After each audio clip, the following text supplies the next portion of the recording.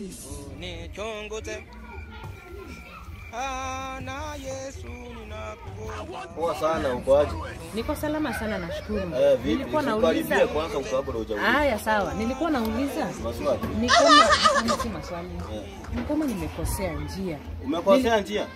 Njia gani hiyo umekosea? Nilikuwa nakuja, nimepata njia mbili zimefanana, najaribu kuangalia, naona kama nimekosea njia. Unaweza nisaidia? Kama umekosea njia hiyo ni kitu rahisi sana.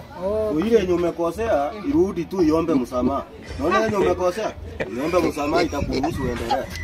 Unajifanya mmekosea njia alafu ukuje kutuipia slipa. Sasa hivyo nitatembea aje huko? Kwani ulikuja ukitambaa? Nitafanyaje njua sijui jamani. Kwani watu huko wako aje? Ulifanya ukakuja hapa hivi tu. My lord.